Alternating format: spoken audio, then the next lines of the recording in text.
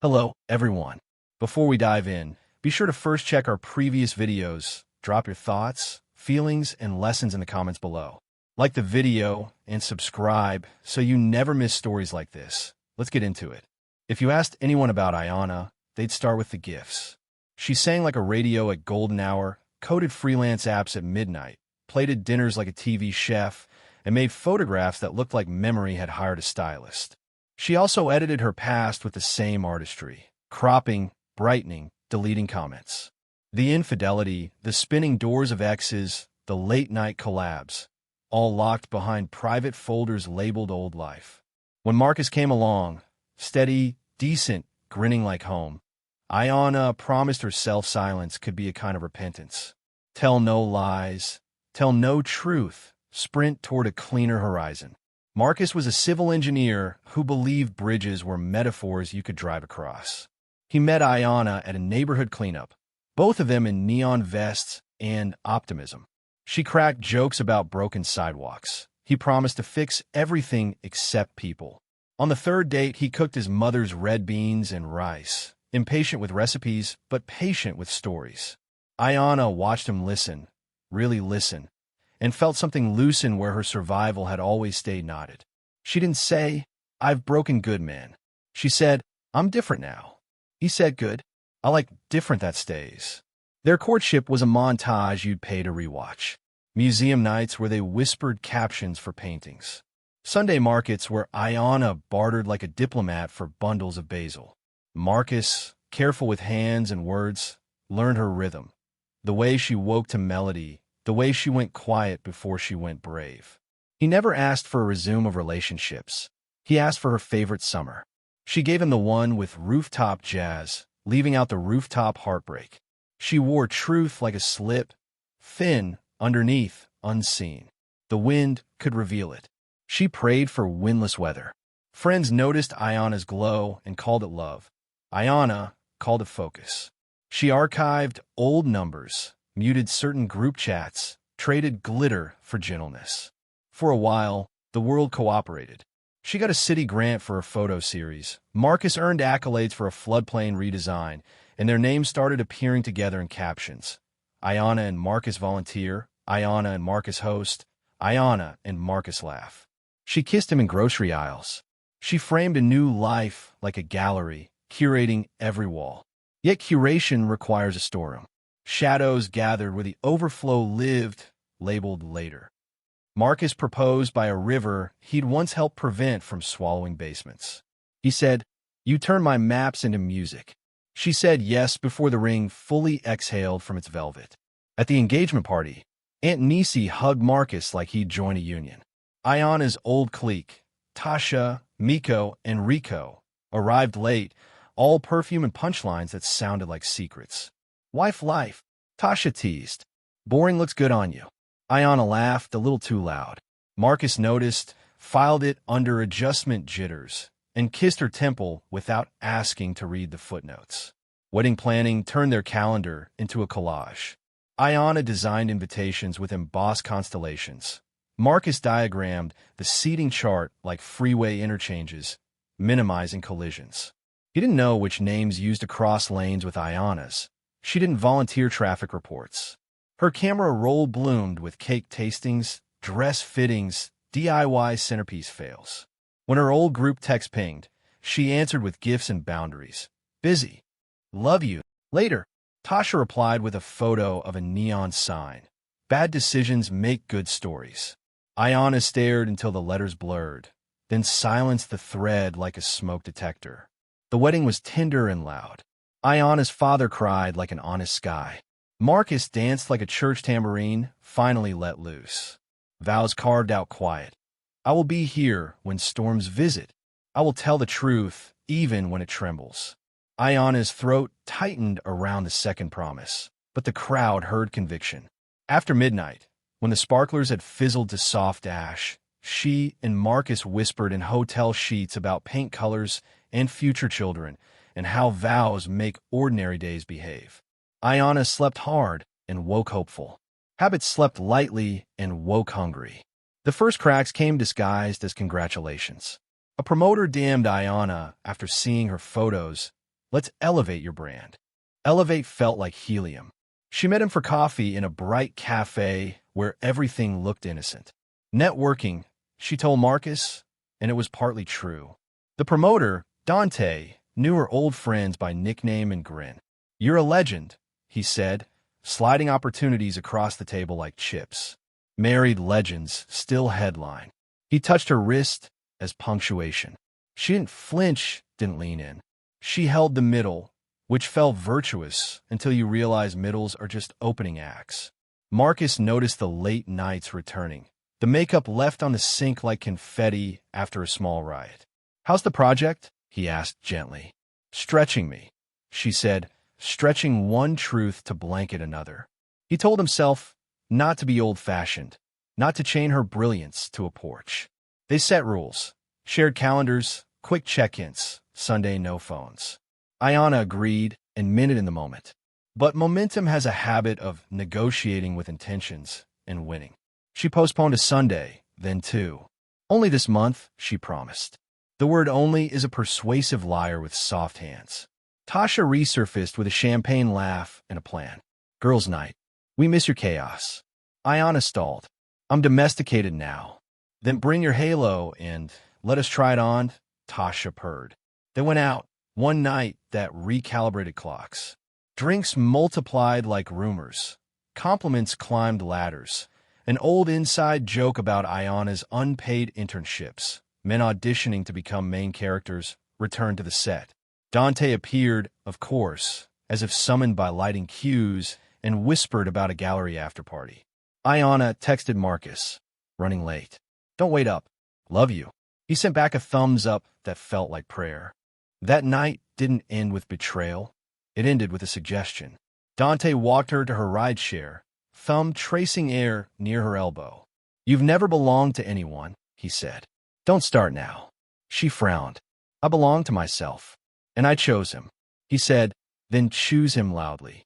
The car door closed between them like a good boundary. She arrived home at 2, slid beneath sheets that smelled like laundry and a future. Marcus murmured, "Okay." She said, "Just tired." They fell asleep back to back, bodies confession-proof. Morning arrived with coffee and denial and a calendar that kept breathing. Weeks blurred. Ayanna's showcase opened to rave comments and one dangerous compliment. "Your eye is irresistible." Dante sent a gift. A vintage camera, expensive and heavy with meaning. Marcus admired it, trusting wealth where he should have questioned motive. "He believes in you," he said. Ayanna said, "He believes in himself seeing me." She put the camera on a shelf high enough to look like restraint. Then Tasha invited her to a private rooftop set. Clients, she promised. The clients were mostly familiar. Ex-flames, almost flames, and men who looked ready to be kindling. The rooftop wind grew teeth. Infidelity rarely begins with a kiss. It begins with choreography. A slightly longer look. A laugh that lands in the wrong lap. Ayanna danced near temptation, proud of her balance, until a tiptoe became a step, became a slide. Dante didn't crowd, he magnetized. "When you make art, do you edit or reveal?" he asked. "Both," she answered. "What do you do with ugly?" "I light it beautifully."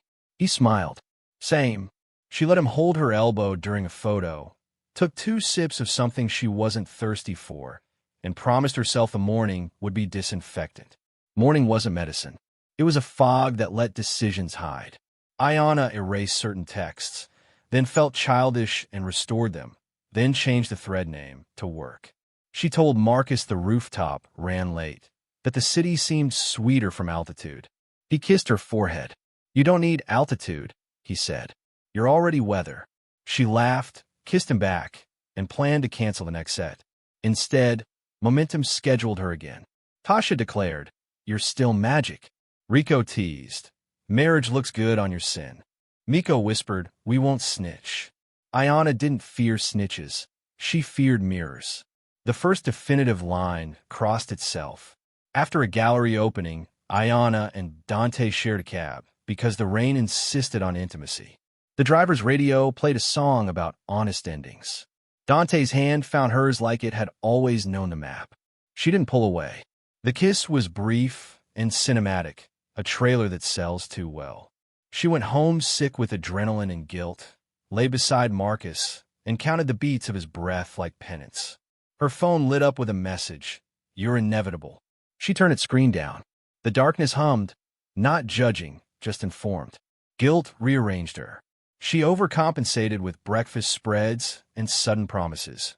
Movie nights, volunteer sign-ups, wildflowers on Tuesdays. Marcus basked gratefully, unaware he was being paid with counterfeit currency. At his office mixer, she dazzled, remembering everyone's pets by name. Dante materialized again, whispering that a sponsor wanted her at a private dinner. A better camera, he lured. A bigger room. Marcus squeezed her hand. "Do it," he said, "because men who build bridges believe in support beams." She went. The dinner grew loud with influence and low with suggestion. Her old friends called it networking. Her body called it practicing. Practice became performance. A hotel key left in her clutch by mistake. A morning shower that lasted long enough to rinse conviction. She told herself the affair was compartmentalized. Work here, home there, friendship elsewhere. Vows in a safe deposit box she'd open soon. Meanwhile, her clique became stage managers, shuffling props, offering alibis, sprinkling glitter over stains. "You, of all people, deserve everything," Tasha crooned. "Why are you trying to be small?" Ayanna pretended not to notice how encouragement always echoes loudest when it benefits the encourager. Karma doesn't sprint, it calibrates. Marcus's firm announced a public-private project, new flood mitigation, major donors, strict ethics rules. Days later, a promo video surfaced online showing Ayanna on Dante's arm at a sponsor's suite, laughing with the very developer lobbying Marcus's team. The optics burned. A blogger connected dots with a black marker and sloppy confidence. Marcus's inbox, filled with questions sharpened like pencils. HR scheduled a clarifying conversation. He walked in steady and walked out suspended pending review. No charges, just the cold limbo of maybe. He called Ayanna. She said, "They're overreacting." He said nothing at all. The silence between them grew edges. At dinner, forks made more noise than sentences. Ayanna offered to visit his boss, to explain that artists mingle, but mingling wasn't the accusation. Marcus asked one question. "Is there anything else I need to know?" She tried to cry in a way that counted as truth. The tear arrived late and theatrical. "I love you," she said. He nodded, as if love were a license and not a responsibility. The next morning, somebody sent Marcus a link, rooftop footage, grainy but specific, 2 silhouettes and a kiss that had been a trailer. Marcus didn't throw things. He put the phone screen down, like she had taught him without words, and went for a walk. He passed a bridge he'd sketched 100 times and considered how weight is distributed. Back home, he packed 2 duffel bags, one with gym clothes, one with patience. "I'm one of my brothers," he said calmly. "We need air." Ayanna grabbed his wrist. "We can fix this." He lifted her hand gently, returned it to her side. "I fix floods," he said. "Water doesn't intend harm. It just follows gravity. People choose." The door closed soft as mercy. The clique mobilized. Tasha posted a sub-tweet about men who weaponize disappointment. Miko messaged Marcus. "She's an artist. You knew what you married." Rico sent a podcast episode about monogamy being colonial architecture. Marcus didn't answer. He met with a lawyer, then a therapist, then his own reflection. He told the mirror the hardest line. "I wasn't enough for her honesty." The therapist adjusted it. "She wasn't ready for your safety." Meanwhile, Ayanna doubled down on the wrong inventory. Performances, parties, distraction disguised as momentum. The vintage camera finally left the shelf. It captured nothing she wanted to remember. HR's review concluded. No policy breach by Marcus, but perception risk required reassignment. Translation: exile without punishment. The promotion evaporated into thin air with excellent benefits. He accepted with a smile that didn't reach his eyes. At home, Ayanna tried a new tactic, full confession minus some nouns. "I was stupid," she said. "I got high on applause." He asked, "Are you still using?" She hesitated, which is an answer in most languages. He nodded. then I need sobriety, even if it's just me being sober from you. Papers appeared on the dining table like unwelcome place settings. The divorce filing was clean, boring, and devastating. Ayana read it like it was in a language she almost knew. Irreconcilable differences. No children. Timeshares of furniture. He didn't request the camera, the framed photos, or the playlist they made on a road trip. He requested peace. Her clique staged an emergency brunch, where advice sounded like sugar poured on broken glass. Drag him, Tasha urged. If you're quiet, you look guilty. Ayana, exhausted by performance, whispered, I am guilty. The table went silent long enough to hear consequence breathing. Dante, surprised by the limits of charm, pivoted. When a sponsor's scandal hit the news, he saved himself with names that weren't his.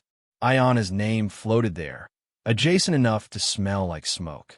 Invitations rescinded themselves. Gallery calls went unanswered. The vintage camera felt heavier each time she lifted it, as if ethics had been added to the lens. Tasha texted less. Miko traveled suddenly. Rico had a new philosophy that involved fewer responsibilities. The clique, it turned out, was a weather pattern, dramatic, fun, and gone when roofs needed repair. Marcus's life didn't explode. It unfolded differently. He took the reassignment and turned the office into a community clinic for flood preparedness. He mentored interns who called him Professor Marcus, even though he wasn't. He spoke softly at a neighborhood forum about resilience, the kind rivers teach and hearts borrow. His barber hugged him twice in 1 month. His mother sent a Bible verse and a pound cake.